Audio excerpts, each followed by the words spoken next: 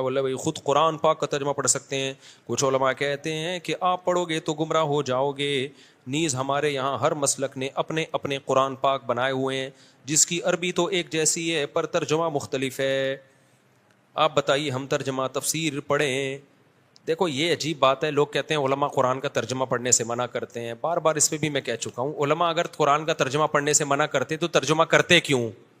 یہ تو علماء نے ہی تو ترجمے کیے ہیں, یہ اس لیے تو کیے ہیں کہ لوگ پڑھیں. چند اسکالرز ہوتے ہیں جو کچھ بات کہہ دیتے ہیں تو علماء کے مخالف لوگ ان اسکالرز کی بات لے کے پروپیگنڈا کرتے ہیں, دیکھو علماء ایسا کہہ رہے ہیں دیکھو, حالانکہ سارے علماء نہیں کہہ رہے ہوتے, ورنہ ترجمے کرتے کیوں علماء؟ تو ترجمے کیے اس لیے تاکہ عوام اس کو پڑھے. بلکہ ہم تو کہتے ہیں عربی سیکھو. میری تو عربی کے لیکچر 4 سال پہلے میں نے ریکارڈ کروائے تھے, عربی کے لیکچرز ہیں گرامر کے, تاکہ آپ کو قرآن عربی میں سمجھ میں آئے. ترجمے میں وہ بات نہیں بنتی. علماء ہی قرآن پڑھا رہے ہیں, ترجمے بھی پڑھا رہے ہیں, تفسیریں بھی لکھ بھی رہے ہیں, پڑھا بھی رہے ہیں. ہاں ہم یہ ضرور کہتے ہیں کہ مستند عالم دین کا ترجمہ پڑھو اور مستند عالم دین کی تفسیر پڑھو.